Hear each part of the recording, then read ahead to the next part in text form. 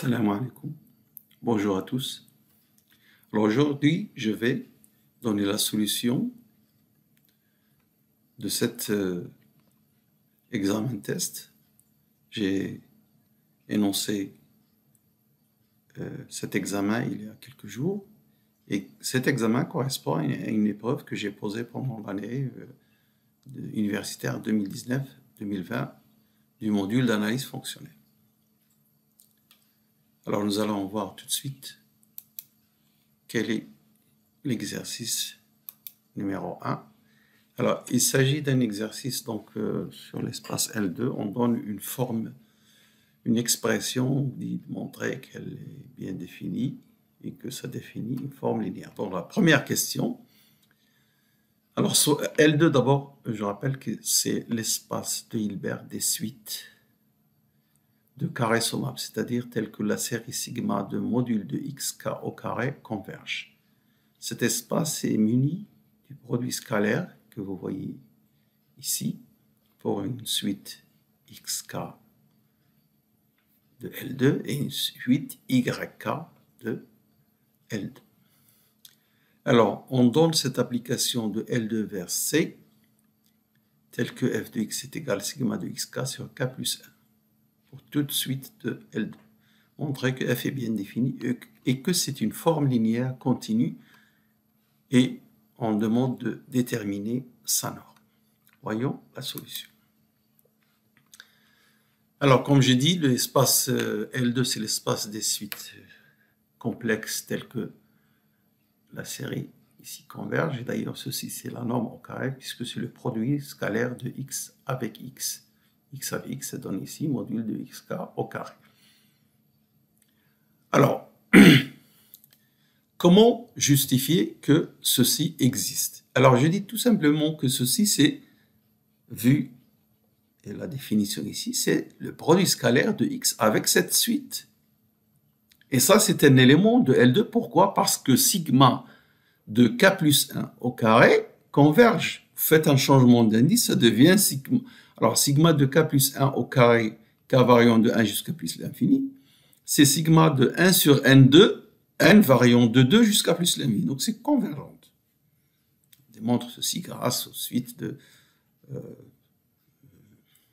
les suites trigonométriques. Et d'ailleurs, sigma de 1 sur n2 de n égale 1 jusqu'à plus l'infini, c'est p au carré sur 6. On va voir ça tout à l'heure. Et donc, ceci, elle va avoir la somme pi au carré sur 6 moins le premier terme qui est 1.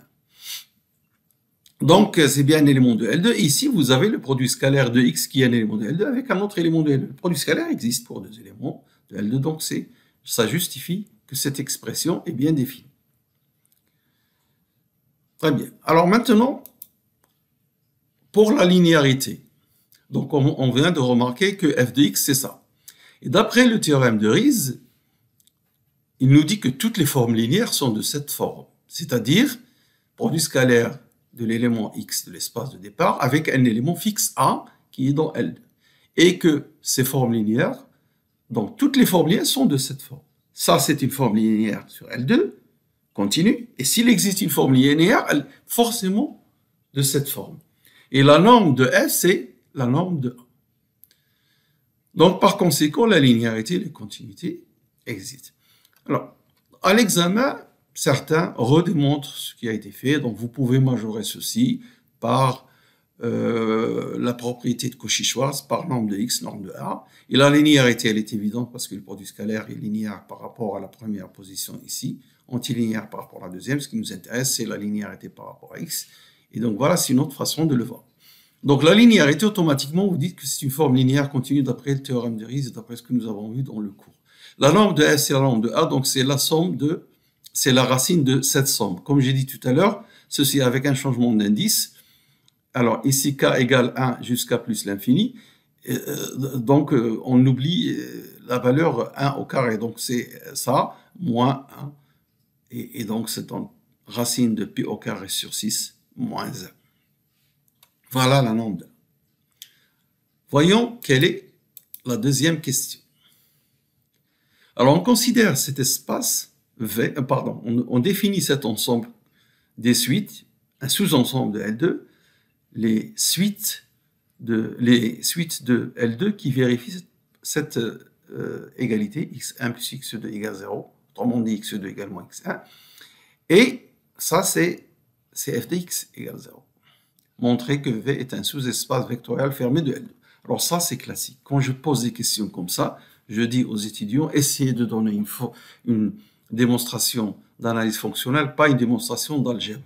C'est-à-dire, essayez de voir cet ensemble comme le noyau d'une forme linéaire ou bien l'intersection de deux noyaux pour montrer noyaux de forme linéaire pour montrer que c'est un sous-espace vectoriel. Et non pas essayer algébriquement de montrer que c'est un sous-espace vectoriel et après montrer que c'est fermé en prenant une suite qui converge. Alors la limite reste dans V, ce qui est juste, mais ça prend du temps. Alors voilà ce que je propose comme solution. Alors qu'on voit que V c'est... alors, revenons à la définition de V. Ça, x1, x2. Alors, dans L2, nous avons vu qu'il y a une base hilbertienne qui est la base formée En, n appartenant à N, que j'ai défini dans plusieurs vidéos. Je vais rappeler que En, c'est la suite de L2 dans tous les termes non nuls, sauf celui de la position N qui vaut 1. Alors, donc, ici, ça, c'est x1, c'est x produit scalaire avec E1. E1, c'est la suite qui commence par 1, et puis le reste, c'est des zéros. Donc ici, c'est x E1. Et ça, c'est x E2. E2, c'est la suite dont le premier terme est nul, le deuxième égale 1, et la suite, tout le reste, c'est 0. Donc ça, c'est x produit scalaire avec E1 plus x2 plus x produit scalaire avec E2 égale 0. D'accord? Et ça, c'est f de x égale 0. Donc, si je regarde la solution, donc, voilà la suite, je vous rappelle la suite, E1, la base canonique de L2, elle est définie comme ça par les symboles de Kronecker. Vous lisez bien que N, c'est nul, quel que soit N, sauf lorsque K égale N, ça vaut 1. Et donc, si je définis E1 plus E2, avec E1 et plus E2 les premiers éléments de cette suite, alors, x1 plus e2 égale 0, ça veut dire que x produit scalaire avec E1 plus E2 égale 0. Donc, c'est LB de x égale 0. LB, c'est la notation que j'ai utilisée. Voilà ce que j'ai défini comme LB de x. C'est x produit scalaire avec B. Alors, ça, c'est x produit scalaire avec E1 plus x produit scalaire avec E2. Donc, c'est dans x1 plus x2. C'est bien ce qui a été écrit dans le texte. Donc, vous voyez V que V de cette forme, LP c'est une forme linéaire toujours d'après le théorème de Riesz, l'argument que nous avons utilisé, et f de x c'est une forme linéaire, on l'a déjà dit. Donc ici, nous voyons que V c'est ker de LP, l'application LP, inter ker de F. Et comme F et LP sont toutes des formes linéaires, on l'a justifié par le théorème de Riesz qui nous dit que les formes de toutes les applications de cette forme sont linéaires, continues, et leur norme, c'est la norme de cet élément qui est là, le P. Tout à l'heure, c'était A pour F. Alors, donc, comme intersection, les noyaux de forme linéaire sont des formes linéaires. C'est des sous-espaces vectoriels, et puisque c'est des formes linéaires continues, donc ils sont fermés aussi. Alors, donc, V est aussi un sous-espace vectoriel fermé comme intersection de deux noyaux qui sont des sous-espaces vectoriels fermés. Voilà, ceci termine donc cette question numéro 2. Alors, nous avons une dernière question dans cet exercice. Déterminer le sous-espace vectoriel V orthogonal. D'ailleurs, l'orthogonal d'un ensemble est toujours un sous-espace vectoriel. Ça, je l'ai dit dans le cours sur les espaces de Hilbert. Je vais donner le lien et vous l'avez sur cette chaîne, le cours sur le premier, je crois, parce qu'il y a 3 parties dans le cours. L'orthogonal d'un ensemble, quel qu'il soit, même si ce n'est pas un sous-espace vectoriel, est toujours un sous-espace vectoriel fermé. Alors, on vous demande de déterminer, c'est-à-dire l'explicité donnée, qu'est-ce que ça vaut, et calculer sa dimension. Bon, alors on va voir la solution. Alors, nous venons de voir que V, c'est ker de LP interker de F.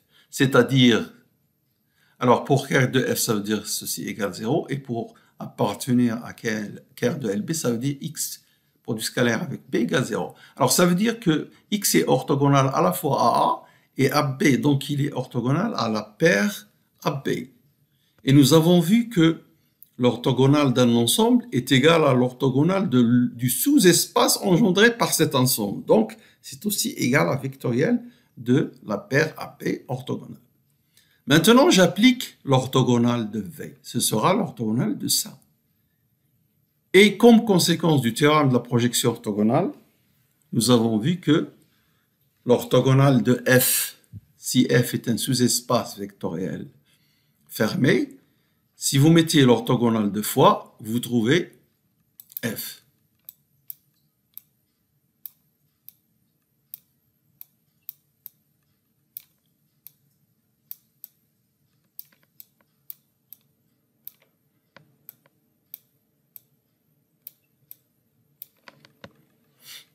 Alors, si F est un sous-espace vectoriel dans L2, qui est Hilbert, F est complet.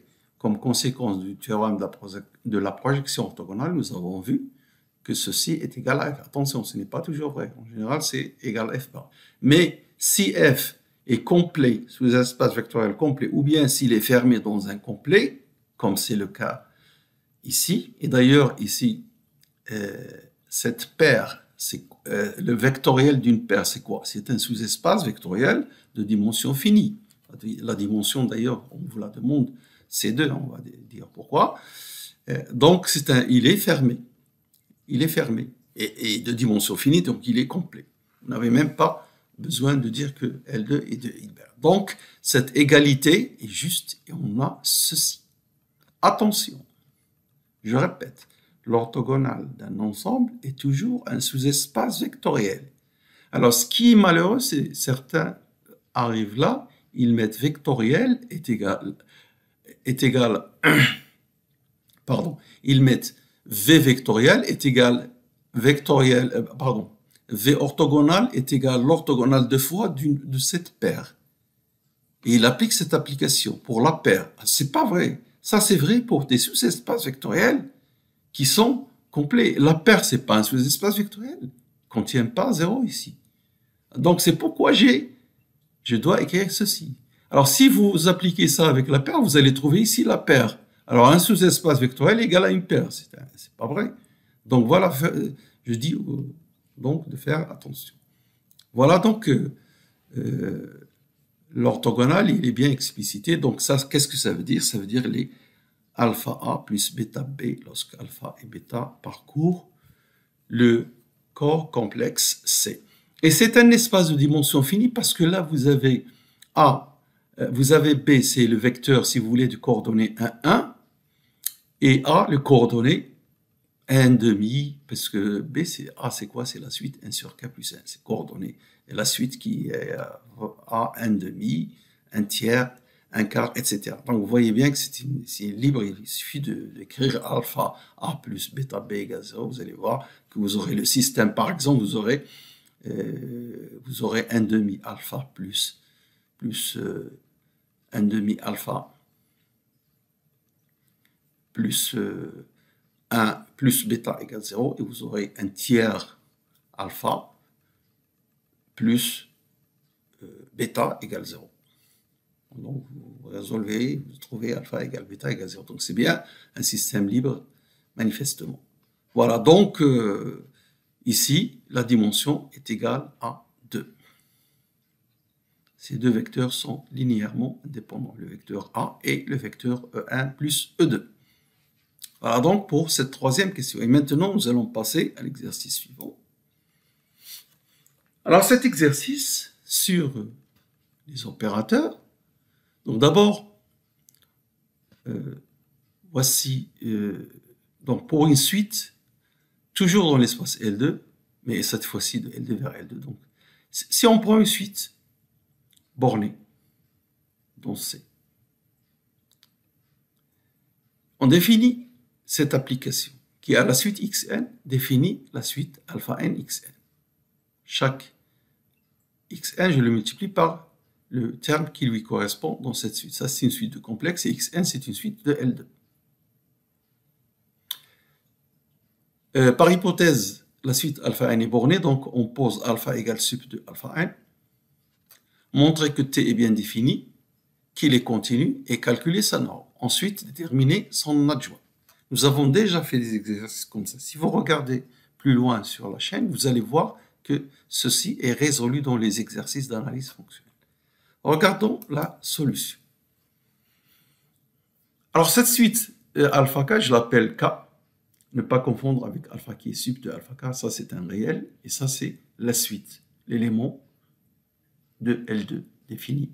Pardon, l'élément, j'ai une suite bornée. Donc non, ne dis pas que c'est dans L, c'est dans L défini. Alors je rappelle la base canonique dont j'ai parlé tout à l'heure. Alors pour montrer que cette application est bien définie, il faut montrer que ceci est un élément de L2. C'est-à-dire, si vous prenez X dans L2, ce que je définis ici est aussi un élément de L2. Alors, je dois vérifier que la somme des modules au carré de cette suite est convergente. Voilà, donc je prends sigma des modules alpha k xk au carré. Les alpha k, puisque c'est une suite bornée, sont majorés par alpha. Donc ici, chaque terme est majoré par alpha 2 et il me reste ici x au carré. Alpha ne dépend pas de k, je le fais sortir et qu'est-ce que je trouve si je barre ceci, je le sors à l'extérieur, il me reste donc norme de x au carré. N'est-ce pas? Donc c'est alpha au carré, norme de x au carré. Et si je passe à la racine carrée, j'aurai la norme. Donc voilà, donc cet élément, il existe. C'est une suite qui existe puisqu'elle est inférieure à une suite qui converge et même nous avons une majoration de cette somme. Maintenant, c'est un élément de L2. Je continue, je fais la racine carrée. Voilà, je trouve norme de Tx dans L2 inférieure à alpha, racine de alpha 2, alpha, et ici, norme de x. Alors, la linéarité de t, elle est évidente. Si vous mettez xn plus yn, vous aurez alpha n xn plus alpha n yn. Donc, vous aurez la suite alpha n xn plus la suite alpha n yn.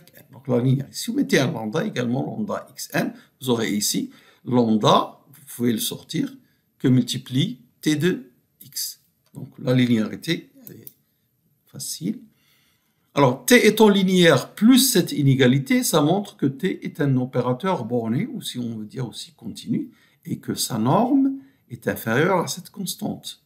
La norme de t est inférieure à alpha. Alors, je veux montrer maintenant que la norme de t est égale exactement à ce alpha. Donc, je considère un élément dans la base canonique, En, l'élément de la base canonique quelconque, c'est-à-dire n quelconque. Alors, En, c'est quoi, je rappelle? C'est la suite dont tous les termes sont nuls, sauf à la position petit n où vous avez l'élément 1. Donc la norme, évidemment, dans L2, c'est 1. Et T de En, tous les termes sont nuls, donc il y a juste alpha n à la position. Donc ça, c'est la suite de L2 qui vaut alpha n à la position n est 0 partout. Donc c'est alpha n, En. Sa norme, c'est module de alpha n. Bien. Alors regardez que En, c'est un élément de la sphère dans L2, puisque sa norme égale 1. Je rappelle la norme. La norme, c'est le sup. La norme de t, c'est le sup des images de t de x. La norme des images lorsque x parcourt la sphère de L2. Et comme En est un élément de la sphère, donc c'est supérieur à norme de t de n. Et norme de t de n, c'est alpha n. Ainsi, vous avez ce nombre, norme de t, qui est supérieur à alpha n. En module, quel que soit n. Donc, il est supérieur au sup des alpha k, comme k parcourt une étoile, qui est alpha. Et donc, nous avons montré l'inégalité. Alors, nous avons cette inégalité, et nous venons de montrer l'inégalité réciproque. Ainsi, norme de t est égale à alpha. Voilà donc pour cette première question. Deuxième question, rappelez les opérateurs shift, droite et gauche, quels sont, rappelez leur adjoint sans faire de preuve. C'est comme ça, l'énoncé a été donné comme ça, donc je respecte, je donne dans la même... Alors, bon, je m'excuse qu'il y a encore une question à terminer dans la question numéro 1, déterminer l'adjoint de T. Donc, je m'excuse, je vais chercher l'adjoint de T. Alors, tout à l'heure, j'ai la suite. J'ai posé X, la suite alpha K, de nombre complexe borné. Maintenant, je rappelle Xi étoile, la suite alpha K conjuguée. Je rappelle comme ça. Alors, c'est bien une suite bornée parce que le module de conjugué de alpha K égale le module de alpha K. Donc, elles sont bornées et le sup, c'est le même. Sup de cette suite, en module ici, c'est alpha également. Bien. Parce que module de alpha K conjugué est égal aussi à module de alpha K. Donc, comme on a fait tout à l'heure, à partir d'une suite bornée, nous avons eu un opérateur linéaire continu de norme égale au sup. Alors, dans cette même situation, mais avec une autre suite, cette suite-là, l'opérateur que j'ai défini ainsi est un opérateur linéaire continu, borné, c'est-à-dire continu, et borné et continu lorsqu'on a des applications entre espace vectoriel et espace de normé, c'est la même chose. Donc, cet opérateur, il est aussi continu, linéaire continu, et sa norme, c'est le sup de ça, et c'est alpha aussi, puisque je répète, sup de alpha K et sup de alpha K en conjugué, c'est le même, avec les modules également. Bien, donc ici, c'est un opérateur linéaire de L2 vers L2 continu. Bon, alors pour trouver l'adjoint, je rappelle que l'adjoint, c'est l'opérateur qui vérifie cette relation. Ceci égale à ça. Quel que soit X dans L2, quel que soit Y dans L2. S'il y a un opérateur qui vérifie ça, c'est l'adjoint, parce que l'unicité. Si un opérateur vérifie cette relation, c'est l'adjoint. Alors, je pars de Tx, produit scalaire, avec Y. Par définition, c'est sigma de composante de T de X que multiplie conjugué des composantes de Y, est égal à ça. Mais là, je peux transformer cette relation avec les propriétés d'associativité, etc., et de conjuguer. Donc, je mets le alpha K barre pour avoir alpha K, et ici, YK là-dedans. Alors, ici, ça apparaît comme le produit scalaire de X avec quelque chose, avec les composantes de cet élément que j'appelle T' de Y, puisqu'il dépend seulement de Y, évidemment, de la suite alpha K. T' de Y définit, le voilà. Ça, T' de X, puis T' de Y, donc alpha K bar, YK. Et ça, c'est un opérateur linéaire continu. Nous avons cette inégalité d'après la définition de l'adjoint, l'unicité, donc T étoile l'adjoint de T, c'est bien ça, c'est T'. Autrement dit, si vous avez une suite alpha K, vous définissez l'opérateur diagonal associé qui est T, alors son adjoint, c'est l'opérateur associé à la suite conjuguée de alpha K. Voilà, c'est très simple. Alors, l'opérateur diagonal, quand est-ce qu'il sera auto-adjoint? Lorsque alpha K sont tous des réels. Donc, vous aurez T étoile de X est égal T de X. Si, ce n'est pas une question qui a été posée, mais T est auto-adjoint lorsqu'il est égal à son adjoint. Donc, alpha K des réels. Bien, alors maintenant, passons à la deuxième question qui nous demande de rappeler les opérateurs shift à droite et à gauche et rappeler leur adjoint. Alors, l'opérateur shift à droite, c'est l'opérateur R défini de L2 vers L2 par ça. Translation. Shift à droite, c'est-à-dire vous prenez X et vous le translatez. Et dans la première position, vous mettez un 0. Là, c'est l'opérateur R. Alors, c'est un opérateur linéaire. Bon, on l'a étudié, il est sur les exercices dans la chaîne, vous pouvez le trouver. L'opérateur borné de norme 1, dont l'adjoint est l'opérateur shift à gauche. Shift à gauche, vous prenez x, vous le déplacez vers la gauche. Donc, le x1, il disparaît, vous avez x2, voilà. Et L, son adjoint, c'est R. Donc, si vous voulez, R et L sont adjoints l'un de l'autre. Et la norme de L est égale à 1, puisque la norme d'un opérateur et de son adjoint sont égales. Voilà donc pour le rappel. Alors, il y a une dernière question dans cet exercice. Alors, on donne cet opérateur. Et on vous demande de montrer qu'il est continu, déterminer sa norme et son adjoint. Évidemment, quand je dis toujours aux étudiants, quand vous avez des questions préliminaires, à la fin vous avez une question, essayez de voir s'il n'y a pas de lien entre qu'est-ce qu'on nous prépare. Donc tout ça, ça va se résoudre facilement grâce aux questions A et 2. On va voir ça. Voici l'opérateur S. On nous demande de montrer qu'il est linéaire continu, calculer sa norme et déterminer son adjoint.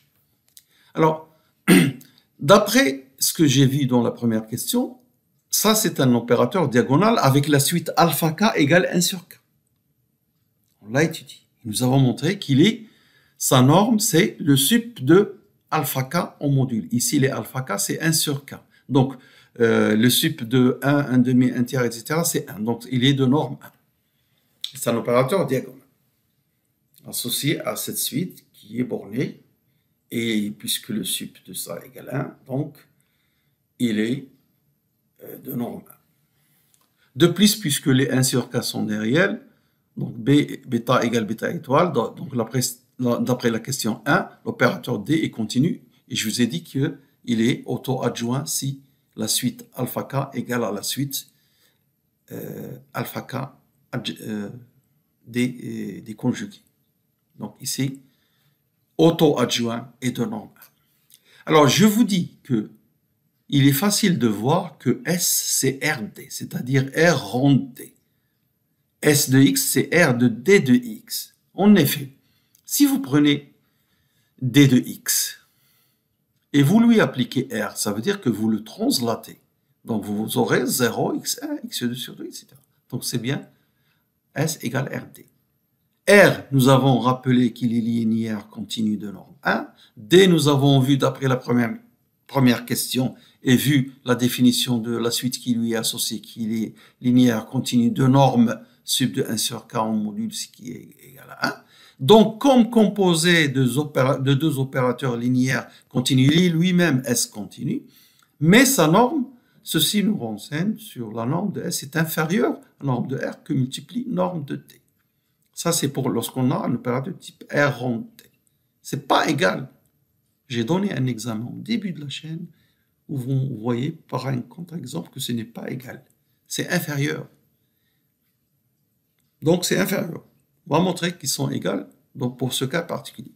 Alors, pour ce qui est de l'adjoint, lorsqu'on a une relation de ce type-là, quand vous calculez l'adjoint, vous inversez. Donc, c'est l'adjoint de D rond l'adjoint de R. L'adjoint de D, c'est D, nous avons dit qu'il est auto-adjoint, et l'adjoint de R, c'est L.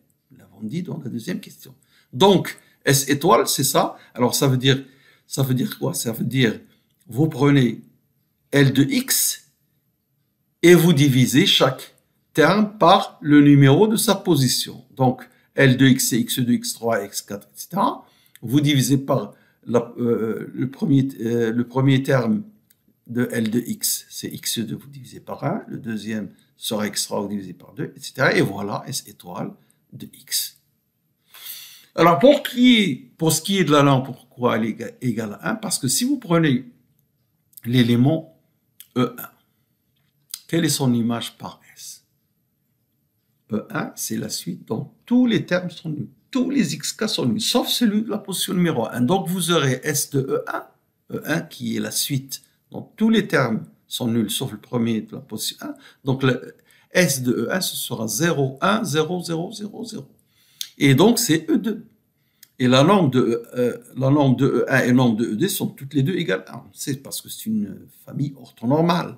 Et S de E1, nous avons dit que c'est E2, donc sa norme est égale à 1. Donc, E2 est un élément de la sphère dont la norme de l'image atteint 1. Donc ça, c'est ce nombre qui majore le module de S et atteint sur la sphère. Et comme nous avons dit que la norme d'un opérateur, c'est le sup des normes des images sur la sphère unité, alors il est atteint ce 1 par un norme de SE.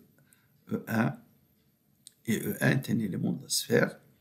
Donc, norme de S est égale à 1. Et ceci finit notre exercice. Alors, il nous reste dans cet examen test à corriger le dernier exercice que vous voyez ici. Hein? Voilà. Cet exercice-là. Alors, je vous le rappelle si vous voulez le faire pour la prochaine fois. Inch'Allah. Merci de votre attention. Au revoir.